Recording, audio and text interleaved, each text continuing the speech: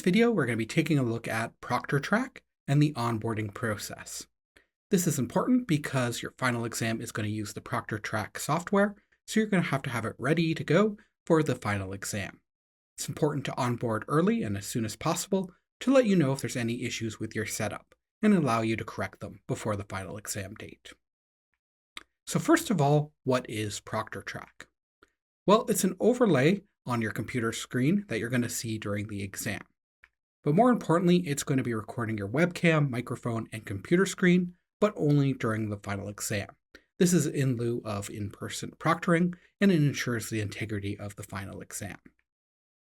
So it's also going to monitor what applications are running on your computer, what web pages are opened, and devices connected to the computer, number of screens, keyboards, and so on. Proctortrack also has facial detection, eye tracking, and object recognition. This is to allow it to flag any potential issues due to things like suspicious behavior, extra persons in the room, talking, unauthorized websites, applications, having notes out that you shouldn't, anything like that. And the use of this software isn't up to me, it is required for distance studies courses in our department that have a final exam.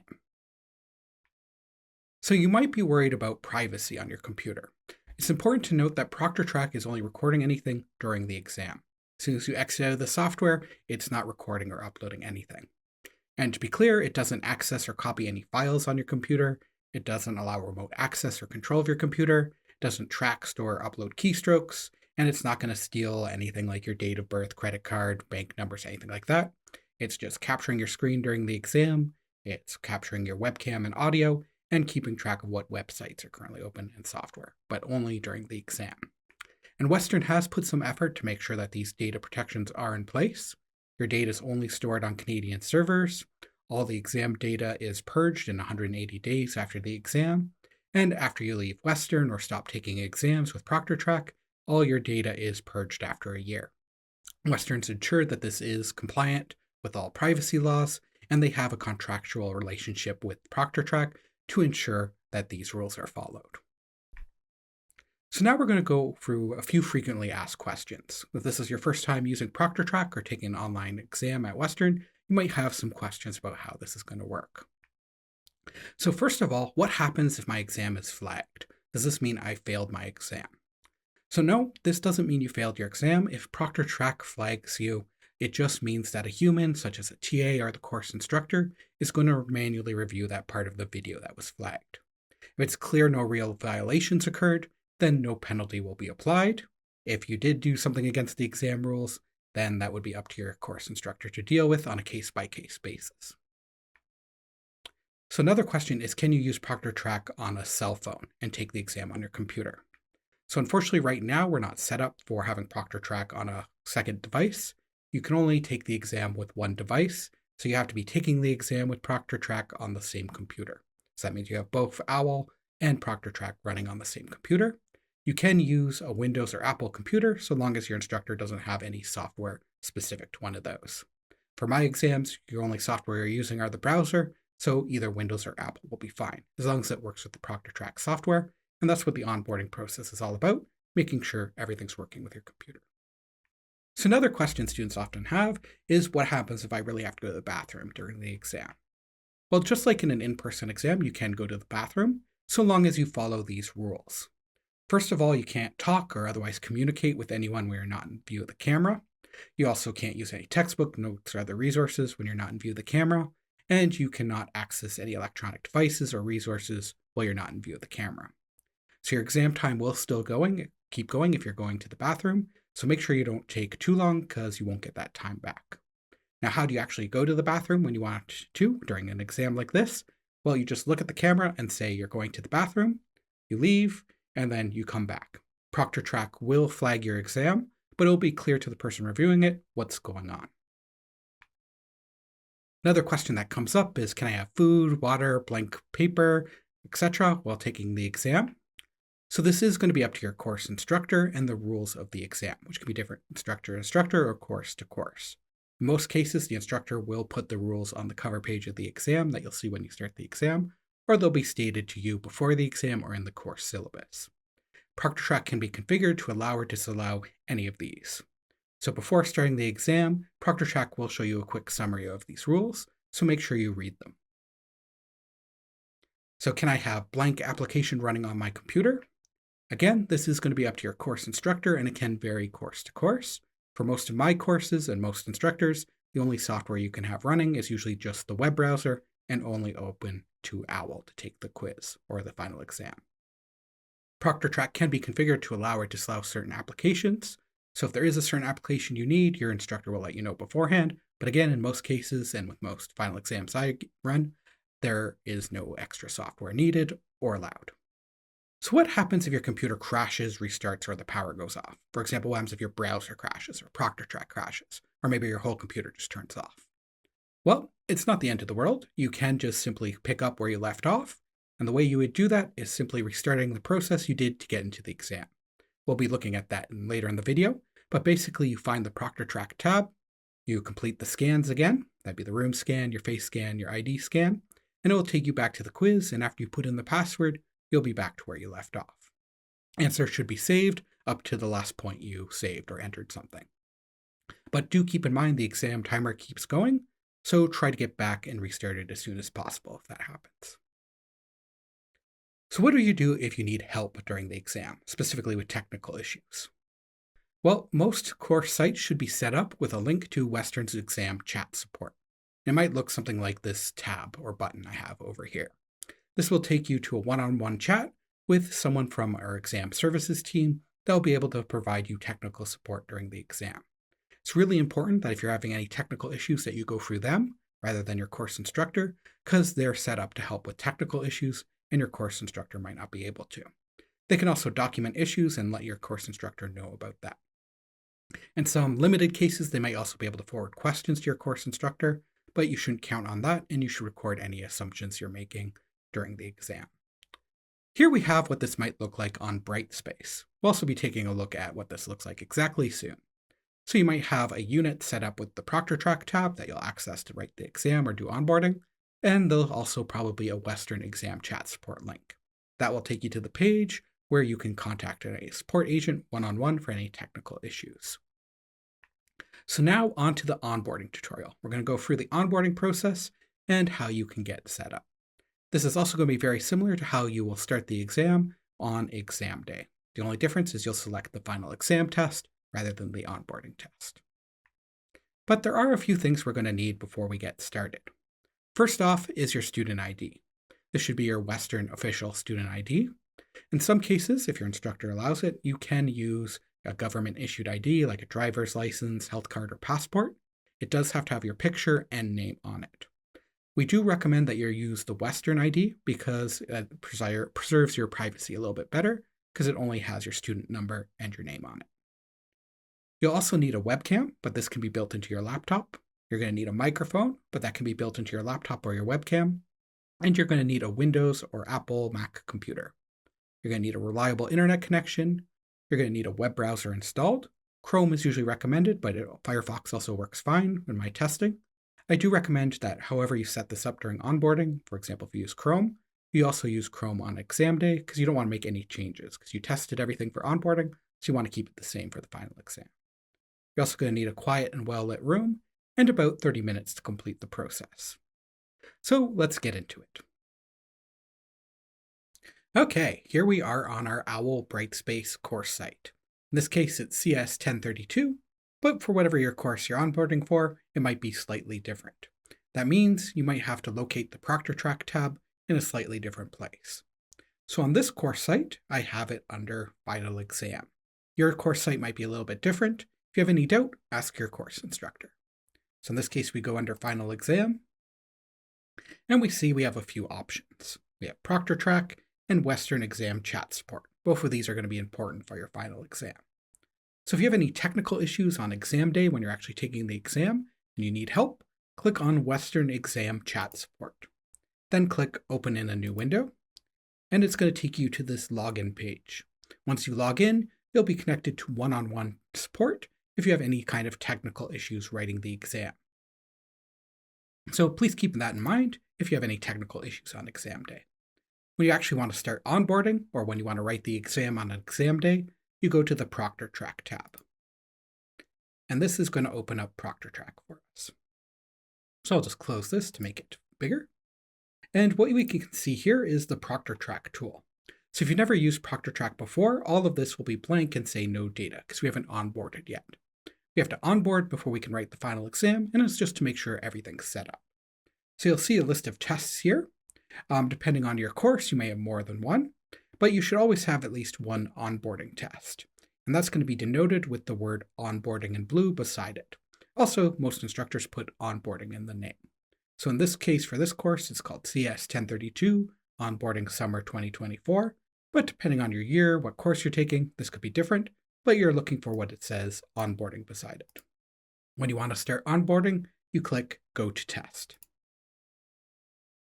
And what we have here is a page that explains all the rules for the exam, as well as general tips for taking an exam with Proctortrack. So it is very important that you read all of these because there could be penalties or integrity issues if you don't follow these.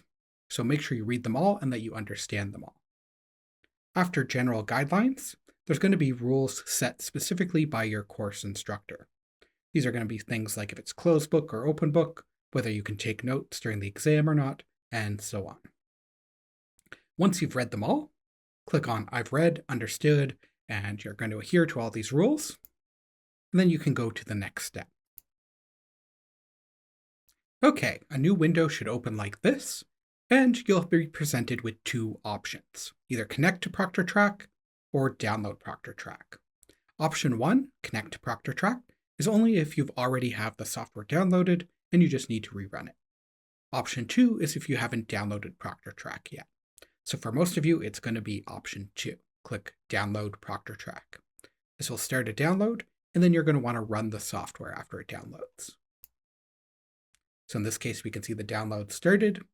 After that's downloaded, double-click on it and run the software. It'll guide you through the process, and we're going to cut to that right now.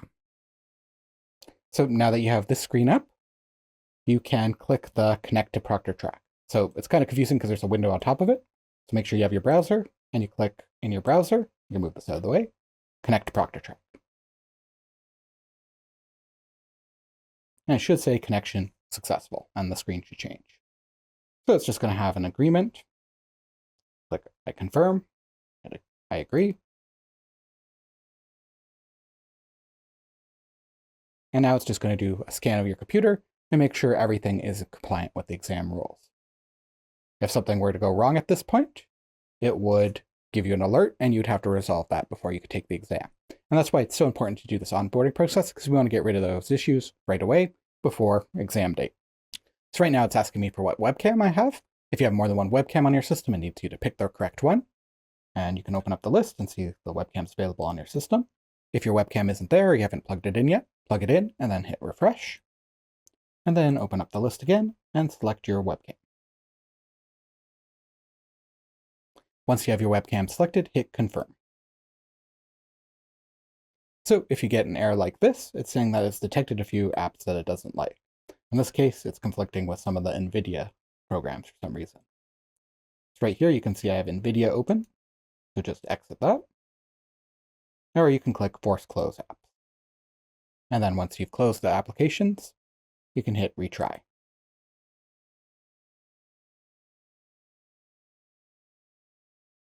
And once you have all those applications closed, it should say that your system is ready for the exam, and hit Continue. The next part will be verifying your identity, and you're going to need your student ID for this part.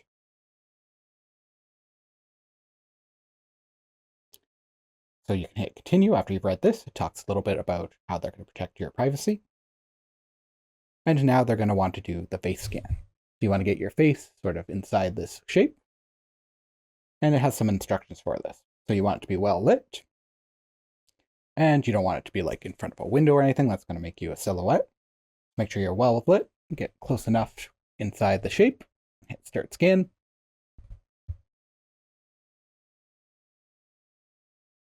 And then look right. Look left. And it will show you the result here. If you didn't like how it took it, like you can take a little better look here, then you can hit retake. Otherwise, if you're happy with the picture, hit next. And at this point, you would have to scan your ID. I'm not going to put my real ID in the public video, so I just have a piece of white card here. But you should have your real student ID here. And when you want to start scanning, just hit Start Scan.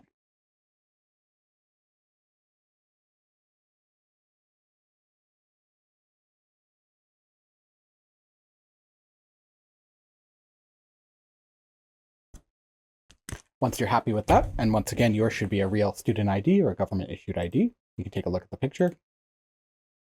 That looks fine. You can hit Next. If you want to retake it, hit Retake, and then click Next.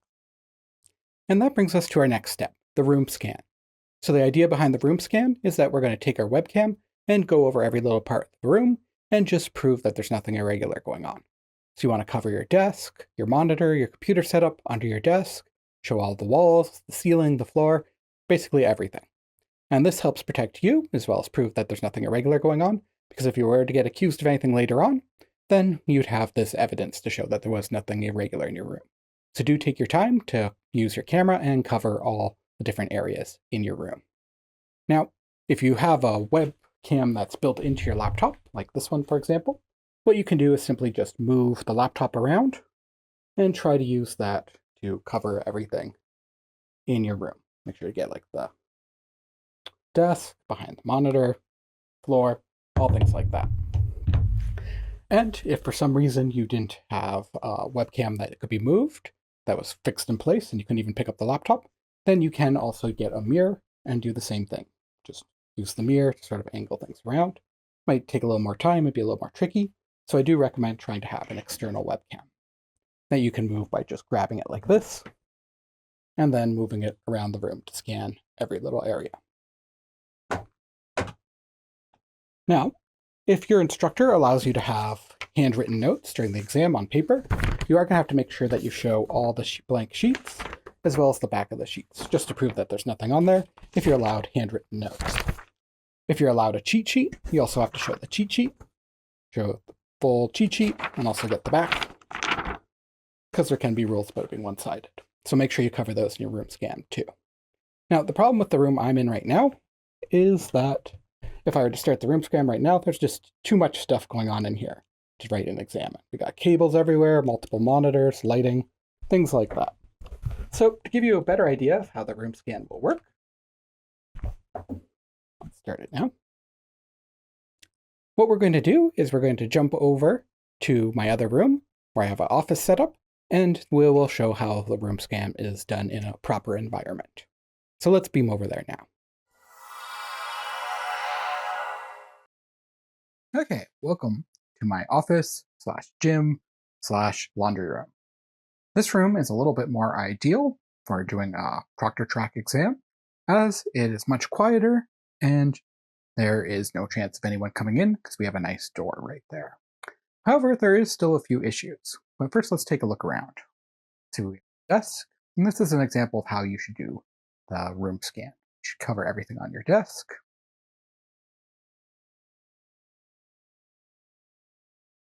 You should cover all the walls. There should basically be no doubt that you're in this room alone, and that you have nothing on the walls at all. That would be like cheat sheets or any kind of resources that you could use for the exam. Where you also get the ceilings, floors, under the desk,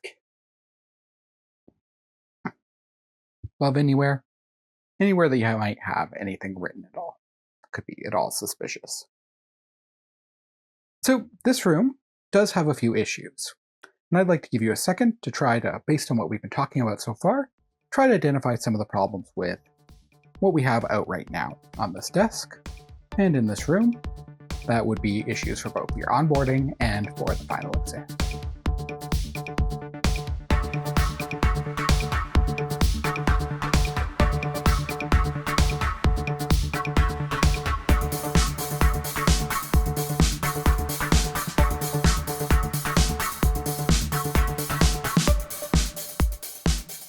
So let's go through some of the issues. The first big one is we have the textbook for the course out. So things like textbooks, your notes, any kind of books, stuff like that, should all be put away. Another issue is that we have the 2 keyboards again. We're only allowed 1 keyboard, 1 monitor, and 1 mouse. So this keyboard is going to have to go. We have writing instruments out. However, no handwritten notes are allowed for this exam, so those are going to have to go too. We have a calculator. No calculators are allowed. That's going to have to go. We have little notes. And even if these notes aren't related to the course, we still shouldn't have them out. Everything should be tidy and put away. There should be no way for anyone to even make an accusation of cheating. There shouldn't be any notes available at all. See that we have some chips. No food's allowed during the exam, so that's going to have to go. There's a phone. Your phone should be turned off and stowed away. It should be out of view. We have a drink. That's not allowed. No drinks or food. We have headphones. No headphones are allowed, so those should be put away. I have some unrelated projects and stuff, and we should be generally tidy, so all this type of stuff should be away. Shouldn't be paper, notes, anything like that. And the other issue is up here. We have a television. So all secondary monitors or television should be disconnected from the computer and turned off and covered. So what we're going to have to do with this is cover it with a sheet of some kind. We also have these big windows here that anyone could walk up to, so we'd want to cover these windows as well. So let's take a look at how everything should be. So as you can see, my desk has now been cleared off. There's no textbooks, second keyboards, headphones, drinks, snacks, anything like that. Workspaces have been cleaned up. Anything hanging on the walls with text has been covered. In this case, I just used a towel. The TV has been covered. Anything else that can be taken down was taken down. Doors are still closed. Blinds have been drawn. And the other door is closed. So this is what your setup should look like. Nice and clean. Nothing that could be mistaken for a book or a textbook or any notes. And no weird items or electronics anywhere. After you've scanned the whole room, get the ceilings, floors, all the walls, your computer, around the back of the computer, anything like that, just a thorough scan of the room. Then you can continue on with the rest of the process, which is going to be starting your exam. So let's beam back there now. And we're back. And to stop your scan, simply click the Stop Scan button. And it will ask you if you want to retake your scan. If you think you didn't quite cover everything, you can hit retake and film it again. Otherwise, if you think it's good, hit next. And like with the screens we saw before, you can replay it here. And again, it's going to show us the rules from your instructor. So these will be different depending on your instructor and depending on the exam. So do make sure that you read through all of them carefully. It also has some tips down here for how to take the exam. We've gone over most of these before.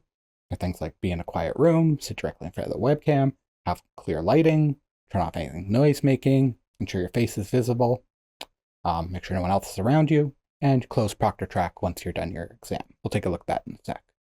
So once you're sure you're 100% ready to go, you can then hit start. Also at the top of this, you'll have a little note from your instructor in some cases, and they're allowed to put some text there that shows up to you before your exam starts, so make sure you do read that. In this case, I just have some default tests saying that you've started the onboarding process. So once you've read over all the rules and you're ready to go, hit Start Proctoring, and this will open up your final exam and start the countdown timer. Okay, after you hit Start Proctoring, you should be taken to the onboarding quiz, or if you're taking the final exam, you'd be taken to the final exam, and you should see the Proctortrack overlay, including this little picture of you in the bottom right. So the first thing you should do is make sure your camera is lined up properly. If you only see the top of your head or only like your eyes, that means you're not properly in frame. You need to at least be able to see your whole head. If your whole head's not in there, your exam's going to be flagged and your instructor might do a penalty or some sort of integrity rules because you didn't properly show yourself during the exam. So please make sure that your whole head is in frame in your camera the best that you can. It can't be pointing at the roof or the ceiling. It has to be pointing at your face. If you don't want to look at yourself through the whole exam, you can minimize this.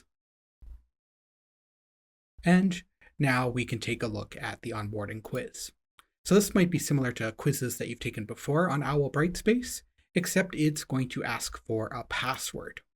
So this quiz password isn't your Western password. It isn't other passwords you've used before. It's a password specific for this specific quiz or this specific exam. And the way you get that is by clicking exam password down here in the Proctortrack interface. So once you click on exam password, you'll see that it was copied. Then you just move over to quiz password, and you can either hit Control V on your keyboard, or you can right click and hit paste. This will put the password into the quiz for you, and then you can hit start quiz. Of course, on a real quiz or on a real exam, you should carefully read all those rules first before you start. If you're bothered by this part of the interface at the top, you can also minimize that to get the most possible room to actually write your quiz or exam. So at the top here, you will see the timer. This is counting down, showing you how much time you have left. For this example onboarding, I have it set to 3 hours, but your final exam or quiz might be different. If that bugs you, you can always hit hide timer to not show it. Now, your instructor may have a header on the quiz or exam up here. In this case, for my quizzes, I put a little final exam support notice. So if you need technical support during the exam, you can always click this link. And just like before, you can log in to get one-on-one chat support. You can also minimize that, but your instructor might not have that. So for the onboarding quiz, they're going to be fairly basic questions. They're not necessarily questions about course content. We just want to make sure that the quiz is working for you. So go through the quiz, try to get them right if you want, but your score here doesn't matter. Again, we're just trying to get you set up and used to taking tests on OWL Brightspace with Proctortrack. So I'm going to fast forward now through me just taking this quiz.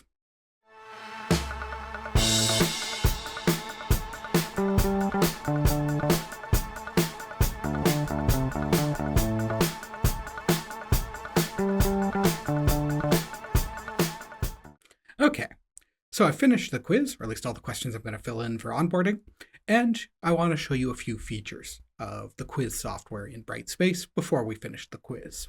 This can be really helpful while you're taking a longer exam. So on the left here, we have this menu that's divided into different pages, as well as questions. This is great because it'll allow you to jump to certain questions, as well as see ones you haven't filled in. So in this case, I haven't filled in question 7 or 8. So if I wanted to jump back to question 7, I could click on that and it'll take me to that question. Or if I wrote down that I want to review question 5, I can also click that and then jump there. And you can see it says saved when it's saved. If you do somehow run out of time while taking the quiz, it should auto-save for you. If you want to see those rules again that you saw at the beginning of the quiz, you click on Quiz Info, and it'll show you the rules, all that beginning information, sort of like the cover page of the quiz, as well as how many minutes the quiz is out of, and any other information you need. So that does come back, you just need to hit Quiz Info if you want to read the rules again. When you're finally done and ready to submit, you hit Submit Quiz. But make sure that you're actually ready, because there's going to be no going back after you submit your exam. So after you hit submit, if you have any questions that you haven't completed, it'll give you warnings here and tell you which questions you haven't completed yet. So if you forgot to complete one, you can click on that question and get back. And then when you are ready, you can hit submit quiz again. And then you have the final chance to change anything. After you hit this submit quiz button, it is finally submitted and there's no going back. There you go. You can see that says your work has been saved and submitted. Any notices from your instructor will be here. And depending on how the quiz is set up, you might get some feedback. For this onboarding quiz, it is going to tell us the solutions, but probably for a real final exam, it won't tell you any feedback right away. So there is one last thing to do once you're done, other than clicking done, and that is to end your Proctortrack session. To do that, you would click this end button here and click end. And you will see it uploading.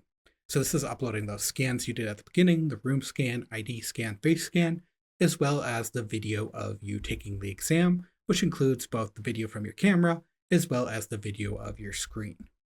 So depending on how long your exam was, this can take some time to upload. As long as it's progressing, just leave it there, let it upload. It's not recording or anything while it's uploading, but it does need to finish to make sure your exam is recorded correctly. Once you see that it's hit 100%, you have a few options. You could either uninstall Proctortrack completely. If you don't want it on your computer, you don't have any other exams coming up, you might want to do that. Otherwise, if you want to keep it on your computer, you hit Quit App. Once you do that, you're all done and your exam has been submitted. The last thing to do after you submit your onboarding quiz is to check that your onboarding was successful. This does take some time, and Proctortrack will send you an email to let you know if your onboarding was successful or you have to redo it. So if you have to redo it, you'd repeat the same process. Some reasons you could fail is if your ID wasn't clear enough, face scan wasn't good enough, and so on. So to check on your onboarding status, you can go back to the Proctortrack tab. Again, on this course site, it's under Final Exam. And then you can click on Onboarding Data. If it's still processing, you'll get a screen like this. After it's processing, it'll show up as passed or failed. If it shows passed, you're good to write the exam. If it shows as failed, then again, you have to repeat the onboarding process. One last thing that we're going to look at is what happens if something goes wrong while you're taking the final exam. For example, what if you accidentally exit out of the quiz, or if Proctortrack crashes, or you accidentally end Proctortrack. Like this.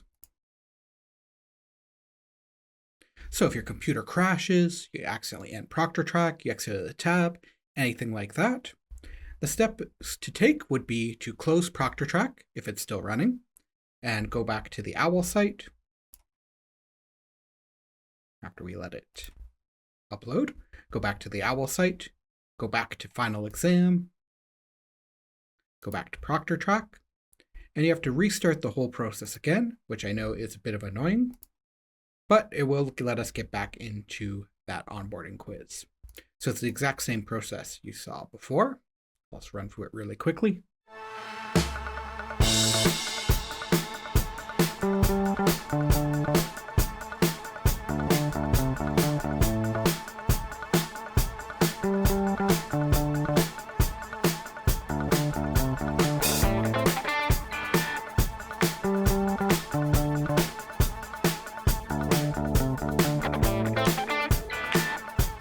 You should quickly redo the room scan, even if you've done it before.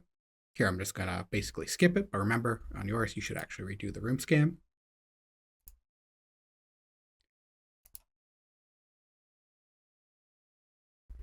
And when you start again, it'll take you back to this page, but don't worry, it is going to say that you haven't completed the attempt. It's still in progress. So again, you just copy the password just like you did before. And you will start continuing where you left off. So you won't lose any of your work, and you will restart back where you left off. You might have to jump to the question using the menu on the side, but it should still have your answers saved. So again, if you run into an issue like Proctortrack crashes, your browser crashes, you lose power, you just exit out everything and restart the process again, and it will get you back to where you left off. That's all I have for you in this video. Please try to do the Proctortrack onboarding process as soon as possible, because you may need to make adjustments to your setup, get a different webcam and things like that, and you want to make sure you have enough time to do that before the final exam. Also, once again, make sure that after you submit your onboarding quiz, you do check that it passed successfully. If there's any issues, it should be listed in the email Proctortrack sends to you. Thank you for watching, and have a great day.